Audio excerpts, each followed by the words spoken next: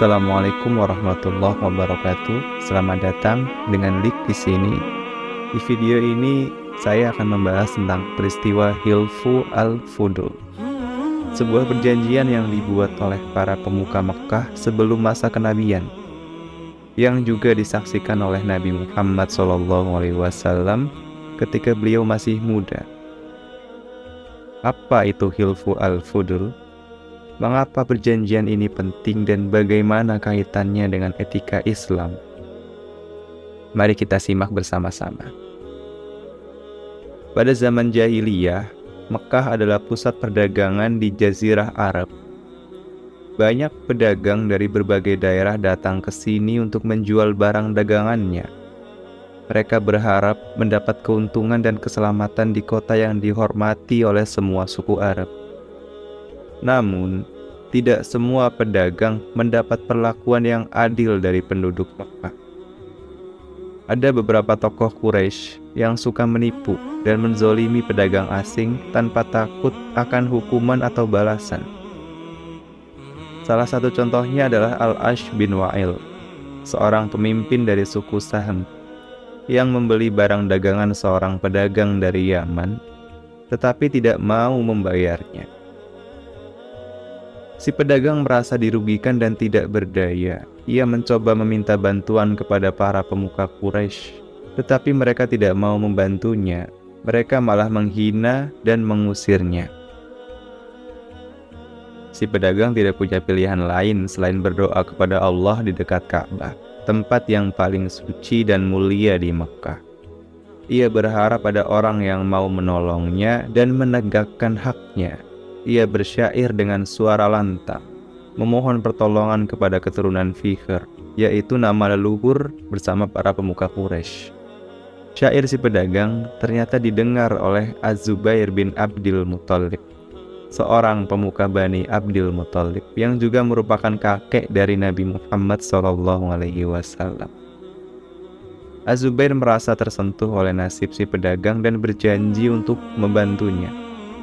Ia bergegas pergi ke rumah Abdullah bin Jud'an, seorang pembesar Quraisy yang dikenal mulia dan dermawan, yang masih ada hubungan kerabat dengan Abu Bakar Asy-Syiddiq radhiyallahu anhu.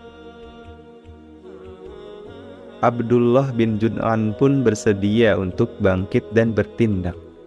Ia pun memanggil penduduk Quraisy dan sekitarnya. Dia berseru, "Ayolah para pemuka kota Mekah, datanglah ke rumahku. Kita buat perjanjian yang dapat menolong orang yang terzolimi dan menghentikan perbuatan orang yang zolim." Lalu panggilan ini diamini oleh banyak orang termasuk para pemuka dari Bani Hisham, Bani Abdul Muthalib, Bani Asad, Bani Zahrah, dan Bani Tamim.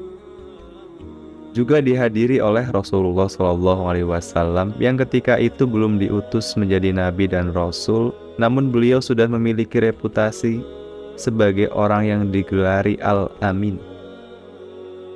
Beliau Rasulullah pernah bersabda dalam hadisnya, "Aku menghadiri sebuah perjanjian di rumah Abdullah bin Jud'an. Tidaklah ada yang melebihi kecintaanku pada unta merah kecuali perjanjian ini.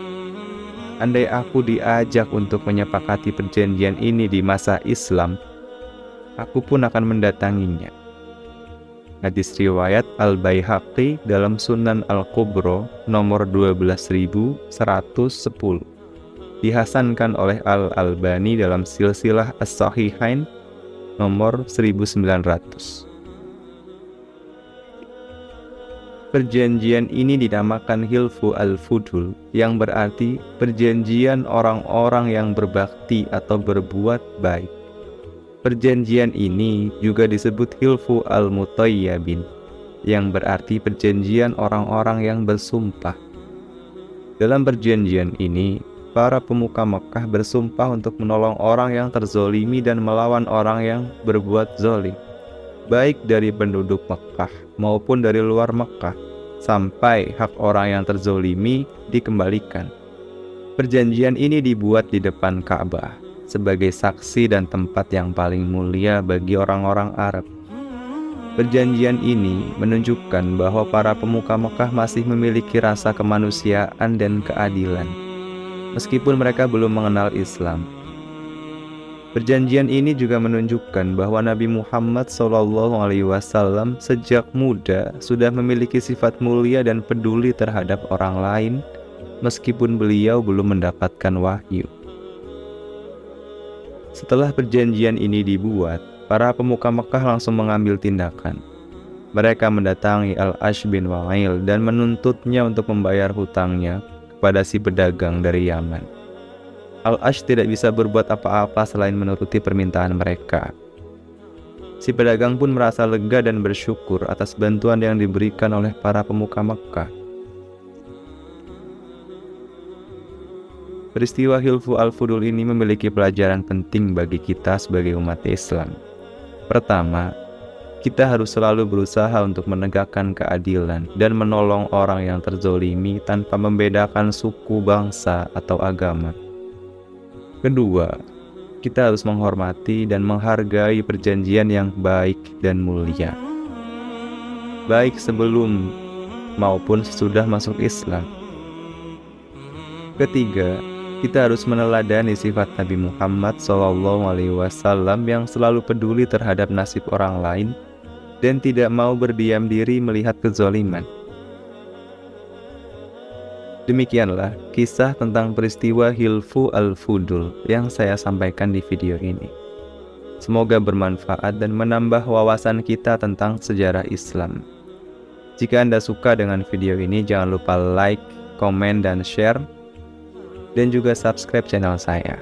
Wassalamualaikum warahmatullahi wabarakatuh.